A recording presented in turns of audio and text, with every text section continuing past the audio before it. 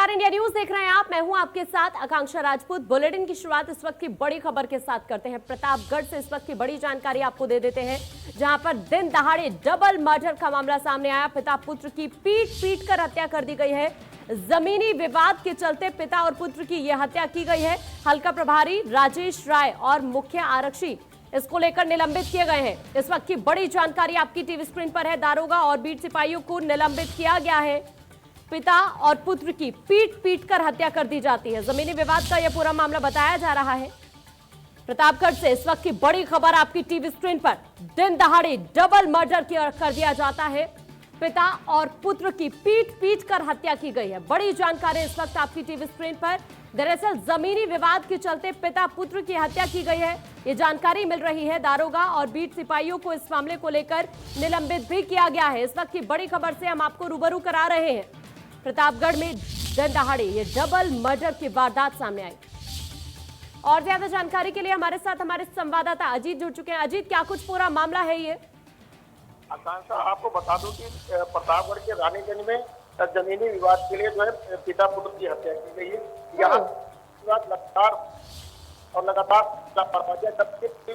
Police विभाग मिली भगत से ही पूरी ये हादसे होते हैं। जी, तो क्या अभी तक किसी को गिरफ्तार इस मामले में किया है? पुलिस की तरफ से क्या कुछ कहा जा रहा है, क्या कार्रवाई की गई है?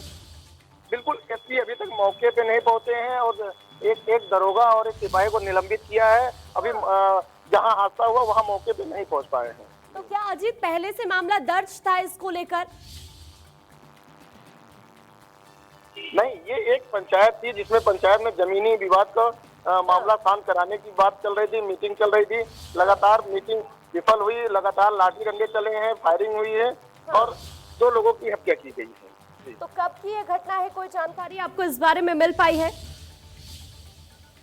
घटना है 3 घंटे पहले की घटना है। लगातार जो है पंचायत चल रही थी, पंचायत में पुलिस हस्तक्षेप नहीं की और पंचायत के दौरान ही ये हादसा हुआ है। तो क्या अभी तक पुलिस की तरफ से किसी तरह का कोई मामला भी दर्ज नहीं किया गया है इस मामले को लेकर? बिल्कुल, पुलिस जांच कर रही है, लोगों के नाम दर्ज कर रही है, अपनी जांच पड़ताल की ही बात कर रही है पुलिस। चलिए, शुक्रिया अजीत आपका तमाम जानकारी के लिए। अपडेट्स आपसे लेते रहेंगे, लेकिन इसी बीच ये बड़ी जानकारी प्रतापगढ़ से सामने आ रही है। पिता पुत्र की हत्या कर दी जाती है। जमीनी विवाद का यह पूरा मामला है, जिसके चलते पिता पुत्र की पीट कर हत्या की गई है।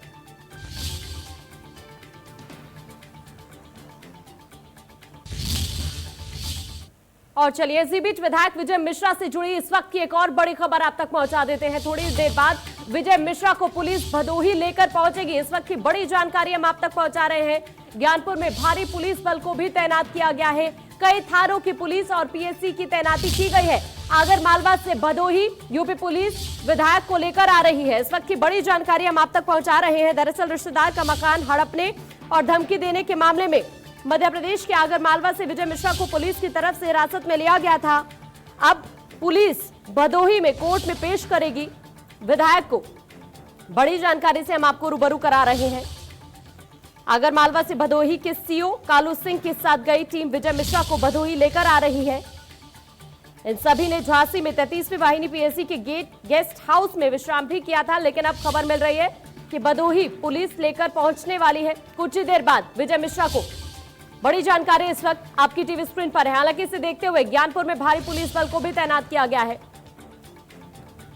और ज्यादा जानकारी के लिए हमारे साथ हमारे संवाददाता आनंद जुड़ चुके हैं। आनंद, क्या कुछ अपडेट है फिलहाल?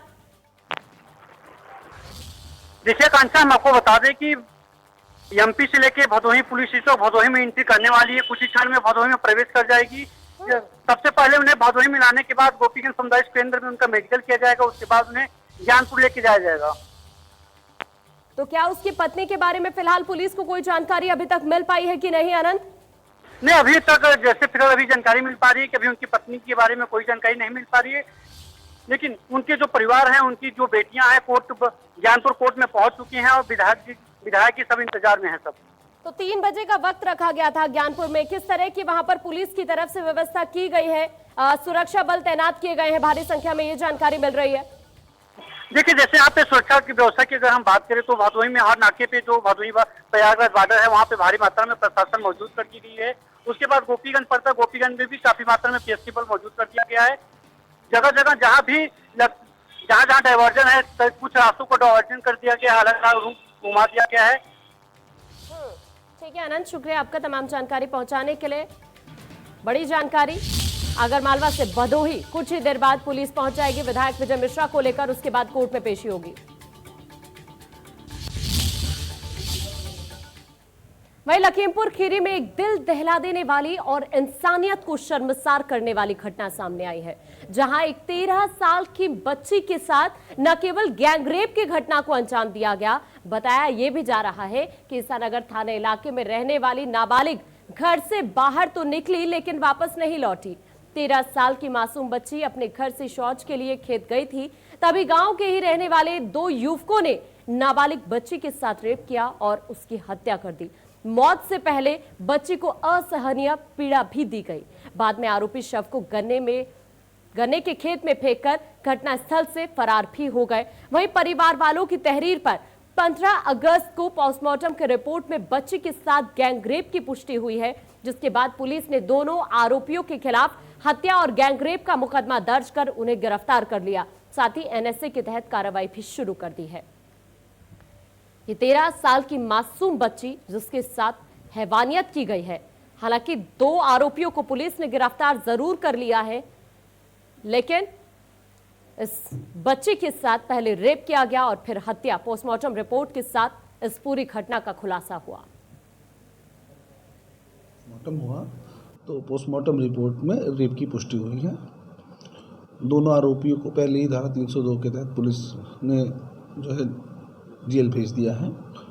इसमें चूँकि रेप की पुष्टि हुई है तो धारा 376D की अभिवृद्धि की जाएगी और दोनों आरोपियों के विरुद्ध एनएसए की कार्रवाई की जाएगी। दरिंदों ने वारदात को इतने खौफनाक तरीके से अंजाम दिया, जिसने भी सुना उसकी रूह कांप गई। आप खुद सुनिए उस मासूम के पिता की जुबान से। ढूंढने पर ढूंढर गए, गन्ने में पड़ी मिली हमको और उसके आँखी थोड़ी मिली और जबान काटी और नट्टी में दुपट्टा से बांधी नट्टी हुई। अब गाँव के रहे साहब और उमा घटना की जब वो मौजूद रहे, वो हमारे जब वहाँ पहुँचे वो भाग गए। वही पिता के बयान के उलट जिले के एसपी का क्या कुछ कहना है, जरा आप वो भी सुनिए। पोस्टमार्टम रिपोर्ट और पंचायतनामा दोनों के आधार पर ये जो कहा गया है कि उसकी आंखें फूटी हुई हैं या जीभ काटी गई है, यह पूरी तरह से असत्य बात है। ये पोस्टमार्टम रिपोर्ट और पंचायतनामे में इसकी कोई ऐसी पुष्टि नहीं है। मौके पे जो डेड बॉडी मिली थी उसमें आँख के पास हल्का सा ब्लड लगा हुआ था और वो चूँकि गन्ने का खेत था और गन्ने के खेत में जब भी कोई व्यक्ति जाता या आता है तो अक्सर जो गन्ने की जो पत्ती होती है उससे ऐसी चीज़ अक्सर आँख के पे या हाथ के पास अगर लग जाती है तो हल्का सा ब्लड आ जाता है। कि जब भी कभी जो जीभ की बात है उस पर स्पष्टीकरण ये है कि जो जीभ का दांतों के बीच दबना ये एक स्ट्रैंगुलेशन का वो होता है। जब भी स्ट्रैंगुलेशन होता है तो अक्सर दांतों के बीच जीभ दब जाती है, तो ऐसा ही इस मामले में हुआ है, जीभ काटने। लखीमपुर खीरी में दलित छात्रा के साथ गैंगरेप और हत्या के मामले में पूर्व सीएम अखिलेश यादव ने योगी सरकार को कटघरे में खड़ा किया है। अखिलेश यादव ने आरोप लगाया कि यूपी में बीजेपी राज में बच्चों और नारियों का उत्पीड़न चरम पर है। दुखद है, बहुत दुखद इस बात की कि लगातार भारतीय जनता पार्टी की सरकार में घटनाएं हो रही हैं। एक के बाद एक दर्दनाक घटनाएं सुनने को मिल रही हैं। कभी नाबालिग बेटियों के साथ इस तरह की घटना होती है, छात्राओं के साथ घटनाएं हो रही हैं और महिलाएं भी असुरक्षित हैं। और याद कीजिए उस समय जब लॉकडाउन का समय था, जब हर चीज़ बंद थी, उस समय भी अपराधियों ने खुलेआम घटनाएं की। लूट, अपहरण, बैंकों में डकैती, हर तरफ आप देख सकते हो घटना हो। और चलिए इसी बीच इस वक्त की बड़ी खबर का रुख कर लेते हैं। बड़ी जानकारी हम आप तक पहुंचा देते हैं। दरअसल इस वक्त की बड़ी खबर सामने आ रही है। लखीमपुर की घटना पर मायावती की तरफ से ट्वीट किया गया है और कहा गया है ट्वीट के जरिए कि रेप के बाद किशोरी की नृशंस हत्या अति दुखद है। सपा और वर्तमान बीजेपी सरकार में क्या अंतर रहा है, ये सवाल बसपा सुप्रीमो मायावती ने उठाया है।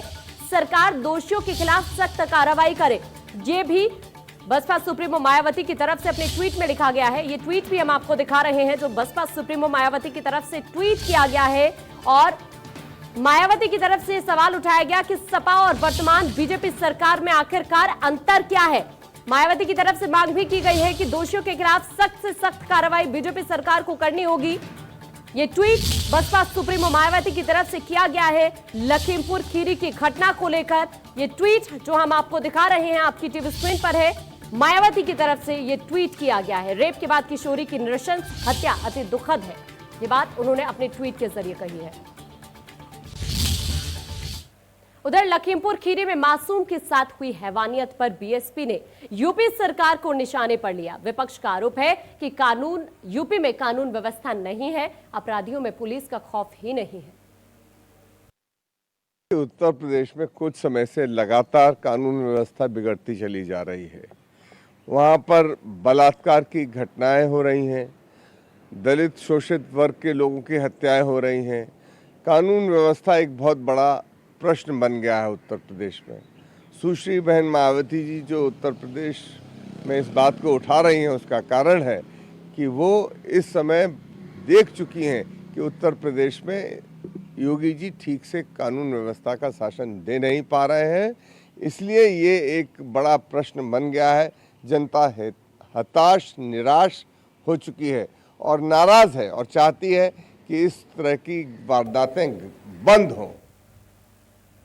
उधर ग्रेटर नोएडा के शारदा हॉस्पिटल में घोर लापरवाही सामने आई है। मोटी कमाई के लिए हॉस्पिटल स्टाफ में पहले कोरोना मरीज को अस्पताल में प्लाज्मा डोनेट करने के लिए भर्ती कराया गया। उसके बाद युवक को इतना टॉर्चर किया गया जिसके चलते युवक की जान चली गई। युवक के स्वस्थ होने के बावजूद भी उससे इलाज के लिए परेशान किया गया और प्लाज्मा देने के बहाने परिजनों को इधर उधर भटकाया गया। जब तक हॉस्पिटल का बिल नहीं दिया गया तब तक मरीज ठीक ठाक था और जब बिल दिया गया तो मरीज की मौत हो गई। परिजनों की माने तो मरीज लगातार इनके पास वीडियो कॉलिंग और मैसेजेस कर रहा था। ये जानकारी दे रहा था कि हॉस्पिटल स्टाफ है जो उनके साथ बड़ी ही बदतमीजी से बात कर रहा है और टॉर्चर उसे किया जा रहा है। ये बड़ी लापरवाही शारदा हॉस्पिटल से सामने आ रही है। मोटी कमाई के चक्कर में यहां मरीज की मौत हो जाती है और ये व्हाट्सएप चैट भी हम आपको दिखा रहे हैं जिसके थ्रू ये मरीज अपने परिवार वालों को तमाम जानकारी पहुंचा रहा था जो आरोप लगाए गए हैं परिजनों की तरफ से।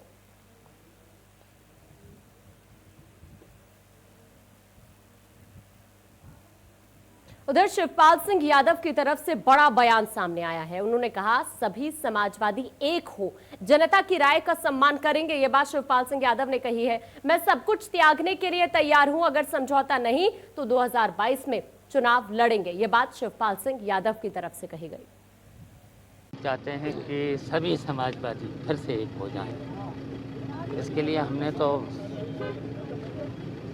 पूरा त्याग करने के लिए कह ही दिया है, लेकिन हम जनता के बीच में अगर ऐसा नहीं होता है तो हम अपने प्रगतिशील के और जनता के बीच में जो जनता की राय है और जो जनता निर्णय रखेगी उस निर्णय को हम लेकर के 1922 की लड़ाई को। और चलिए इसी बीच रामपुर से इस वक्त की बड़ी खबर हम आप तक पहुंचा देते हैं जहां पर आजम खान को वीआईपी ट्रीटमेंट देने का मामला दरअसल सामने आया है। शिकायत के बाद अपर गृह सचिव ने इस मामले को लेकर संज्ञान लिया है।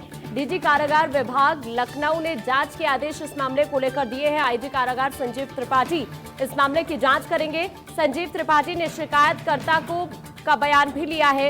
इसके साथ साथ मेरी जान को खतरा है, मेरी सुरक्षा की जिम्मेदारी किसकी है, ये बात भी उठाई गई है। सीतापुर जेल में दरअसल सपा सांसद आजम खान बंद है। इस वक्त की बड़ी खबर से हम आपको रूबरू करा रहे हैं। दरअसल आजम खान को वीआईपी ट्रीटमेंट का ये मामला जिसको लेकर डीजी कारागार विभाग लखनऊ ने इस पे जांच के आदेश दिए हैं। आईजी कारागार संजीव त्रिपाठी इस मामले की जांच करेंगे। संजीव त्रिपाठी ने शिकायतकर्ता को बयान दर्ज करने के लिए भी बुलाया है। बड़ी जानकारी इस वक्त आपकी टीवी स्क्रीन पर। दरअसल सीतापुर जेल में सपा सांसद आजम खान बंद है, लेकिन अब इस मामले में जांच के आदेश दे दिए गए हैं। गृह सचिव ने शिकायत के बाद संज्ञान लिया है। इसमें डीजी कारागार विभाग लखनऊ की तरफ से जांच के आदेश भी दे दिए गए हैं।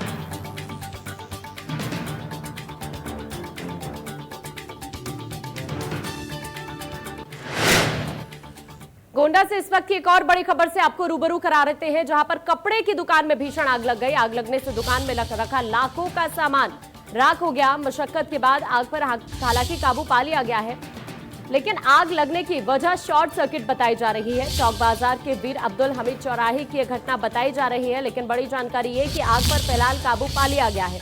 इस वक्त की बड़ी खबर गोंडा से आपकी टीवी स्क्रीन पर है। ये तस्वीरें भी हम आपको दिखा रहे हैं उस वक्त की, जब कपड़े की दुकान में भीषण आग लगी और आग की वजह से दुकान में रखा सारा सामान जलकर राख हो गया। लाखों का नुकसान हुआ है। हालांकि कड़ी मशक्कत के बाद आग पर काबू जरूर पा लिया गया, लेकिन जो आग लगने की वजह है वो शॉर्ट सर्किट बताई जा रही है। काफी नुकसान भी हुआ है दुकानदार को। चौक बाजार के वीर अब्दुल हमीद चौराहे की यह घटना बताई जा रही है।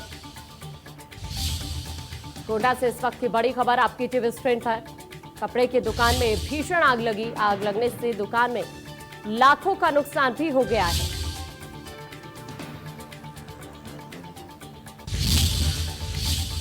ललितपुर से इस वक्त की एक और बड़ी जानकारी आप तक पहुंचा देते हैं, जहां पर दोस्त ने मौत के घाट उतार दिया है। शराब पिलाने के बाद दोस्त की हत्या कर दी गई। पुलिस ने आरोपी भूरे यादव को मुकदमा दर्ज कर लिया है। आरोपी भूरे यादव पर आरोपी की गिरफ्तारी के लिए दबिश भी तेज कर दी गई। सदर कोतवाली के रेलवे कॉलोनी का दरअसल ये मामला बताया जा रहा है। दोस्त की तरफ से ही दोस्त की हत्या कर दी जाती है। इस वक्त की बड़ी खबर आपकी टीवी स्क्रीन पर हम आप तक पहुंचा रहे हैं। दरअसल सदर कोतवाली के रेलवे कॉलोनी का ये मामला बताया जा रहा है, जहां पर एक दोस्त ने अपने ही दोस्त की हत्या कर दी। ललितपुर में ये दोस्त की तरफ से दोस्त की ही हत्या कर दी जाती है। शराब पिलाने के बाद इसने अपने ही दोस्त को मौत के घाट उतार दिया। पुलिस ने आरोपी भूरे यादव पर इस मामले को लेकर मुकदमा भी दर्ज कर लिया है। इसके साथ साथ आरोपी की गिरफ्तारी के लिए दबिश भी तेज कर दी गई है। बड़ी खबर से हम आपको रूबरू करा रहे हैं। इस दोस्त के हत्यारे पर मुकदमा दर्ज कर लिया गया है। पुलिस की तरफ से गिरफ्तारी जल्द की जाएगी, ये बात भी कही जा रही है। शराब पिलाने के बाद दोस्त की हत्या कर दी जाती है। उधर गोरखपुर में आपसी विवाद में गोली चल गई। गोली चलने से एक शख्स की मौत हो गई। दो पट्टीदारों के बीच दरअसल आपसी विवाद हुआ था। पेशे से ये वकील बताया जा रहा है मृतक। गगहा थाना क्षेत्र का ये पूरा का पूरा मामला है, जहां पर आपसी विवाद हुआ और गोली तक चल गई। गोली चलने की वजह से एक शख्स की मौत हो गई है। बड़ी गोरखपुर से हम ये जानकारी आप तक पहुंचा रहे हैं। इस शख्स की मौत हो गई है गोली चलने की वजह से। ये पेशे से वकील भी बताया जा रहा है जो मृतक है। हालांकि पुलिस की तरफ से इस मामले में जांच की बात जरूर कही जा रही है। गगहा थाना क्षेत्र का ये पूरा मामला, जहां पर आपसी विवाद में ये गोली चली और एक शख्स की मौत हो गई। पेशे से वकील मृतक बताया जा रहा है। इस पूरे मामले में पुलिस की तरफ से अब जांच पड़ताल की बात कही जा रही है। आपसी विवाद जिसमें ये गोली चली और एक शख्स की मौत हो गई। पेशे से वकील ये बताया जा रहा है मृतक जिसकी मौत हुई है। उधर काशी हिंदू विश्वविद्यालय से संबंध सेंट्रल हिंदू बॉयज गर्ल्स के साथ रणवीर संस्कृत विद्यालय में सत्र 2020 से 21 से अन्य पिछड़ा वर्ग के विद्यार्थियों को आरक्षण का लाभ मिलेगा। इसको लेकर जानकारी बीएचयू के कुल सचिव नीरज त्रिपाठी ने दी। उन्होंने बताया कि हमने सत्र से अपने तीनों विद्यालयों में अन्य पिछड़ा वर्ग को आरक्षण की सुविधा प्रदान करने का फैसला लिया है। वाराणसी के पूर्व नगर प्रमुख और वर्तमान में सदस्य अन्य पिछड़ा वर्ग आयोग कौशलेंद्र सिंह ने पिछले दिनों अन्य पिछड़ा वर्ग के अभ्यर्थियों को आरक्षण प्रदान करने के संदर्भ में बीएचयू प्रशासन को तलब किया था। कुल सचिव ने अपना पक्ष रखते हुए आरक्षण व्यवस्था शुरू करने के संदर्भ में कहा था। कौशलेंद्र सिंह का कहना है कि बावजूद इसके इस संदर्भ में कोई पहल न होने पर उन्होंने 17 अगस्त को बीएचयू प्रशासन को अपना पक्ष रखने के लिए कहा था।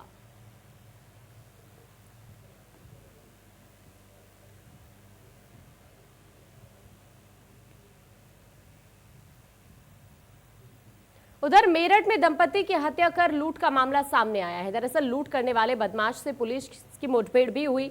पुलिस ने आरोपी और 2 साथियों को इस मामले में गिरफ्तार भी कर लिया है। गिरफ्तार मुख्य आरोपी पर 30,000 का इनाम भी घोषित था। दंपति की हत्या कर इसने जेवरात लूटे थे, लेकिन अब पुलिस की गिरफ्त में है ये आरोपी। 30,000 का इस पर पहले से ही इनाम घोषित था। लूट करने वाले बदमाश से पुलिस की मुठभेड़ भी हुई और उस दौरान पुलिस ने आरोपी और उसके 2 साथियों को गिरफ्तार करने में सफलता हासिल की है। दरअसल पहले भी इस आरोपी पर 30,000 का इनाम घोषित था। दंपति की हत्या कर इसने लूट की वारदात को भी अंजाम दिया, लेकिन अब ये पुलिस की गिरफ्त में है और उसके 2 साथी भी पुलिस की गिरफ्त में है। गिरफ्तार मुख्य आरोपी पर पहले ही 30,000 का इनाम घोषित था, लेकिन अब पुलिस ने इसे गिरफ्तार कर लिया है। पुलिस ने आरोपी और उसके 2 साथियों को गिरफ्तार किया है। इसने दंपति की हत्या की और लूट का भी मामला दरअसल सामने आया है, जिसके बाद पुलिस ने इसे गिरफ्तार कर लिया है।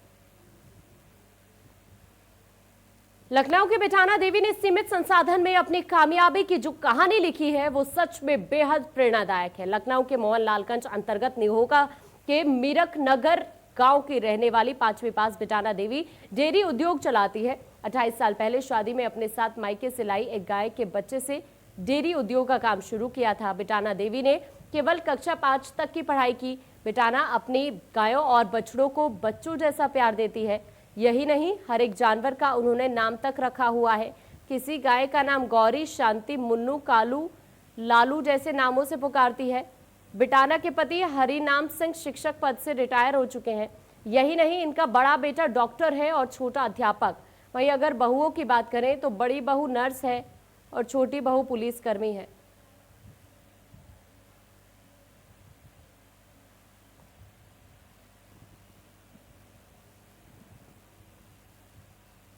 बिटाना देवी की कामयाबी की ये कहानी उन लोगों के लिए किसी मिसाल से कम नहीं है जो कम पढ़े लिखे हैं और पैसों के अभाव में अपना बिजनेस नहीं कर पाते। बिटाना देवी से इंडिया न्यूज ने खास बातचीत की है।